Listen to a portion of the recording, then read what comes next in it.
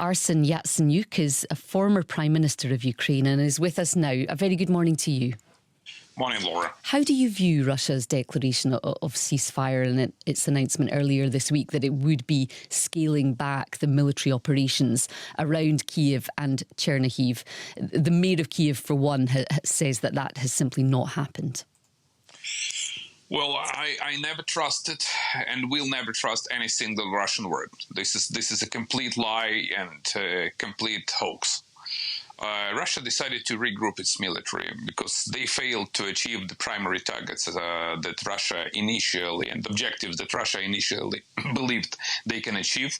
Ukrainian military started counteroffensive in Kyiv, which is the capital of Ukraine, and Russia decided to switch to Plan B. As far as I understand, the Plan B is actually to encircle the east of Ukraine and to siege a number of eastern cities, including Mariupol, and to take over this part of Ukrainian soil.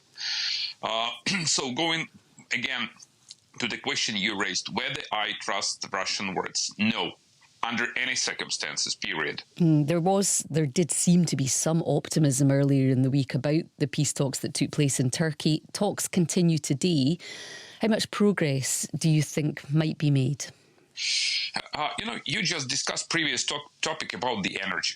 And the reason why I just try to remind you this is it's so interlinked and correlated. Because we need to pave the way to real peace talks. Because what is going right now, it's just smokescreen. It has nothing to do with real talks.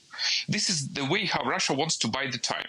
But in case if we introduce severe sanctions, if we ramp up severe sanctions, if we impose an energy embargo on Russian oil and gas, this is the topic you just discussed, this would cut off the Russian war machine from the financial resources.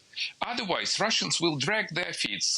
Otherwise, Russians will show to the entire world a kind of window dressing picture that we are ready for the peace talks and shell Ukrainian cities, kill innocent Ukrainians, encircle Ukrainian cities, and launch missile strikes against Ukraine. Do you think that Mr. Putin's request for payments in rubles is a sign of just how the impact on the Russian economy is now being felt?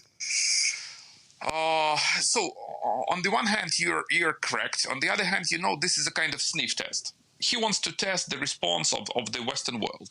And I do believe that neither Germany, nor France, nor the European Union will never accept these kind of so-called, in inverted commas, proposals of the Russian Federation.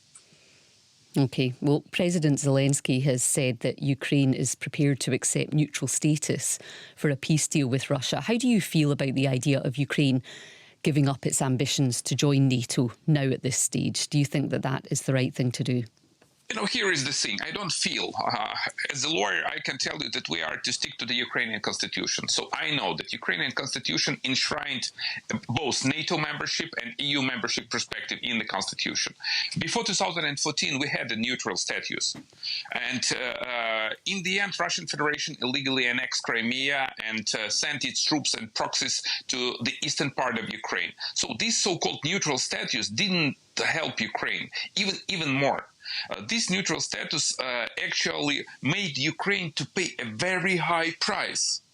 And the reason why Russia decided to invade Ukraine, one of the reasons why Russia decided to invade Ukraine was that in 2008, at that time I was the Speaker of the House, and I was a co-sponsor of the letter asking the NATO to provide a membership action plan for Ukraine.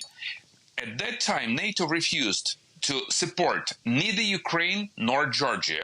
And this was the green light for the Russian Federation to invade both Georgia and Ukraine. So neutrality means surrender.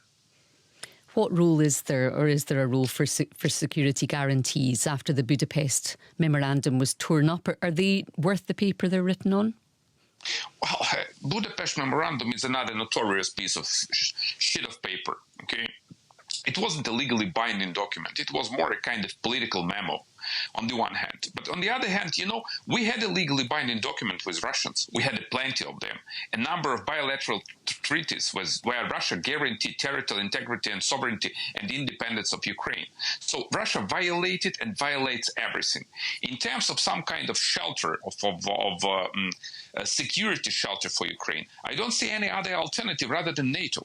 Because all these vague talks about some kind of security guarantees that could be provided by some member states of NATO, I'm not sure that this could be, that this really can happen.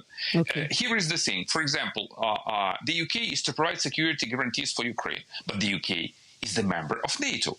So if UK sends its troops to Ukraine, it means that NATO could be engaged in the war if Russia wages another war against Ukraine. So that's not the way it works. Okay. Thank you so much for joining us this morning. We're really grateful. Arsen Yacenyuk, their former Prime Minister of Ukraine.